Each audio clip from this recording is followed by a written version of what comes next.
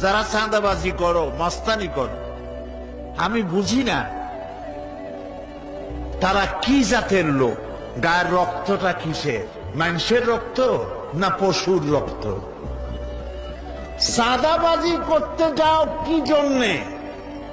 একটা মানুষ বহু টাকা বহু কষ্ট করে জমি জমা বিক্রি করে ব্যবসা করতেছে, সেখানে যাইয়া আমাদেরকে 2 লক্ষ টাকা দিতে হবে, 5 লাখ টাকা দিতে হবে। কি হয়েছে? চাঁদাবাজ এবং মাস্তান যারা চাঁদাবাজি করতে যাও, মানুষের কাছে খয়রাত চাও, ও ভিক্ষা করে খাওয়া অনেক ভালো। মসজিদের সামনে একখান থাল নিয়ে বসে থাকো যে আল্লাহর রাস্তায় খয়রাত দাও। দোকানদারের কাছ থেকে চাঁদাবাজি করা। বিল্ডিং কেউ নতুন বানাইতে পারে না, অমনি হাজির। গলায় সোনার চেক, হাতে কতগুলা আংটি, তারপরে হাতে মোবাইল, গলায় সোনার চেন। শহরের মহা উল্লুক জানোয়ার বলতেছে এখানে ইট ফেলাইতে পারবে না, রড দিতে পারবে না আমাদেরকে সান্দানা দিয়া। এটা কি মানুষ? বলেন মানুষ? এরা মানুষের সন্তান? এরা জানোয়ার, পশু।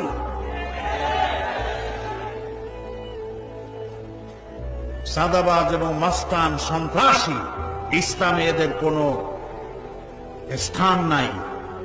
এদেশে যদি কোরআনের রাজ কায়েম হয়, সন্ত্রাসীদের মাথা কামাইয়া ঘোল ঢেলে দেওয়া হবে, যাতে মাথা ঠান্ডা থাকে। এই জন্য মাথা ঠান্ডা করিয়া বসে থাকবে। আর সকলের চাকরি দেওয়া হবে, কাজ করো আর খাও। যারা চাঁদাবাজি করো, মস্তানি করো, আমি বুঝি না তারা কি জাতের লোক। গায়ের রক্তটা কিসের? মানুষের রক্ত না পশুর রক্ত? চাঁদাবাজি করতে যাও কি জন্যে? একটা মানুষ বহু টাকা বহু কষ্ট করে জমি জমা বিক্রি করে ব্যবসা করতেছে, সেখানে যাইয়া আমাদেরকে 2 লক্ষ টাকা দিতে হবে, 5 লাখ টাকা দিতে হবে। কি হয়েছে? চাঁদাবাজ এবং মাস্তান যারা চাঁদাবাজি করতে যাও,